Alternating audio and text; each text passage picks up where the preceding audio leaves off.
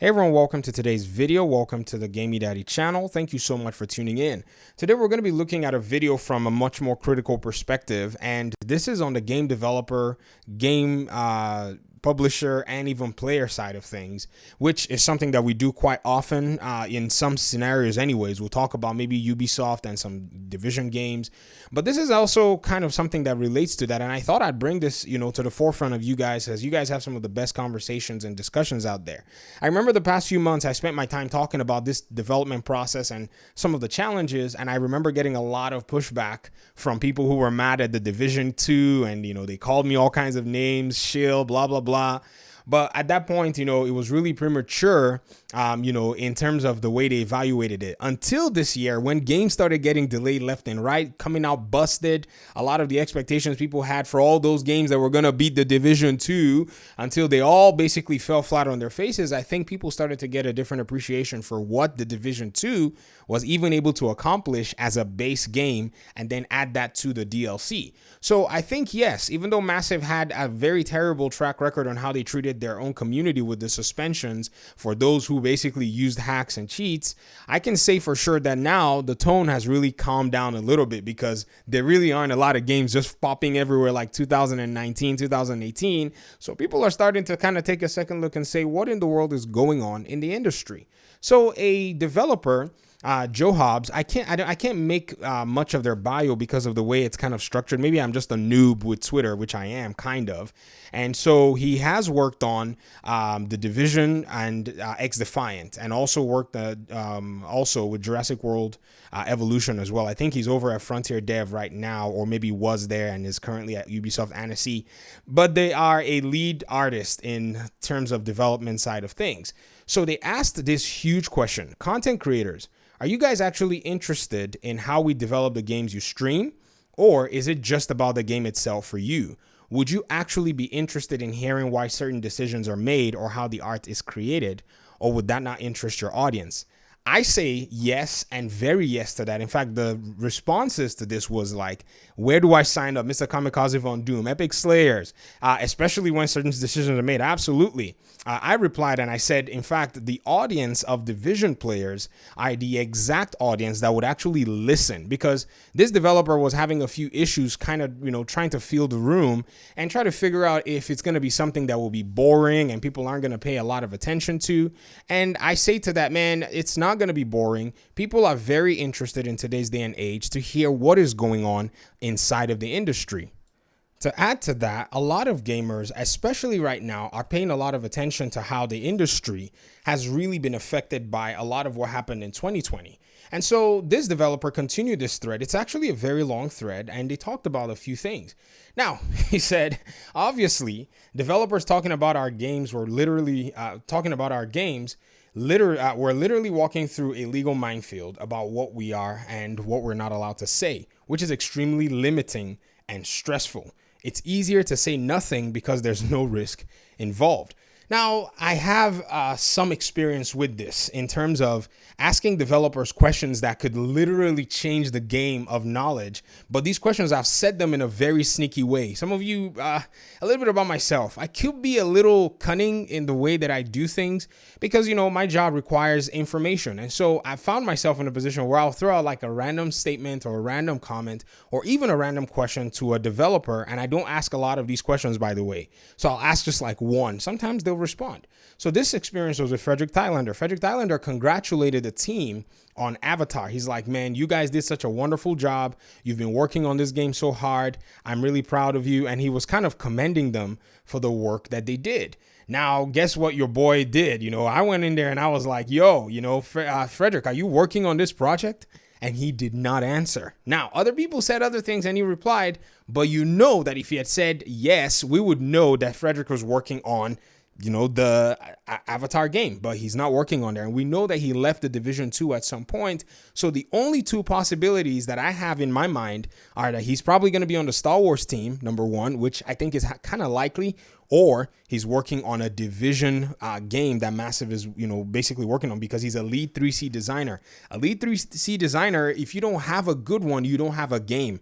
That person actually is in charge in many cases of teams that work on the camera, the character, and the controls. So he is a pivotal developer in that studio. Many people may not know because, he comes to State of the Game, pretty chill guy. You get no game without somebody like that. I mean, sure, there are other people who are important, but your character is basically nothing without somebody who has that kind of a vision. So I've seen these kinds of scenarios. Now, he's also somebody who I've asked a question on Twitter before, and he's replied. I asked him a question about how they develop prototypes and what methodologies they use, and he was very, very open about the way they actually do what they call leapfrogging. That kind of changed my own perspective of development. I can talk about that in a different video. So with this developer, basically, sharing these concerns and talking about basically the level of their games being a minefield and, basically what they're allowed and allowed not to say, these are some of the limitations nonetheless.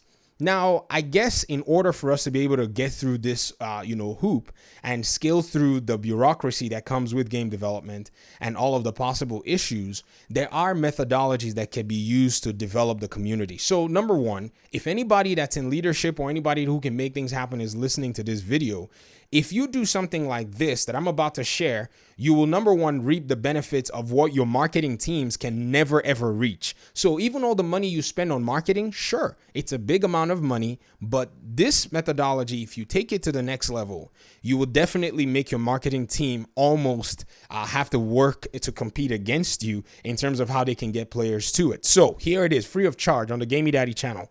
These kinds of initiatives can be planned out. These kinds of initiatives can be done in small, short sessions or even pre-planned. And I say that pre-planned because that way, all of the legal ramifications that any developer has to basically walk through minefields of is pretty much eliminated. So what if something like, hey, welcome to today's video from Massive. We're going to show you how we actually built the White House. And then they do a 5-minute video, they speed run it. I know this is going to take a lot of editing time. It's going to take a lot of time on the background, but there are so many calm developers that are in Massive right now that are actually good at making content, and they can do content like this and it's all set up and individuals in the community can watch it. That's one way to go.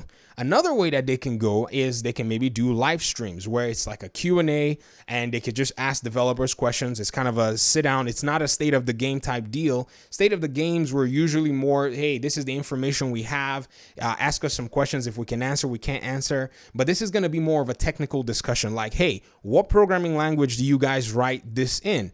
People who want to know will probably be interested in that. Now, some people might be like, I don't care about the programming language. You should care. If you see a game being written in some programming languages, and you see some others written in other programming languages, you'll probably understand and say, oh, this programming language is actually much more complex, much more difficult, much more challenging, or even in a sense, much more, I would say, powerful or flexible in some cases. This can affect the way your game works. Because if you notice, if you go look at the job descriptions in Massive, C++ is usually the language that they hire developers for. So some of these things will really expose a lot of what the game is about in the process. And then another thing could also be a logistical exposition on what it takes to actually make aspects of these video games. Now, what do I mean by a logistical exposition? So Ubisoft Fantasy happened to be that this developer actually is somewhat associated, maybe in the previous or maybe currently with Ubisoft Fantasy. Ubisoft Fantasy is somewhat responsible in part for the Iron Horse raid. Now, what if Ubisoft Fantasy could come out and say, hey, this is how we designed this raid. This is why we decided to go with this boss. This is why we used this system here. We thought it was kind of cool. And this was actually what it took to actually design a system like this, where all of the bad guys would do this and respond if you did this. Just a simple 5-minute, 30-minute video, or even a 1-hour QA, it's not really going to destroy.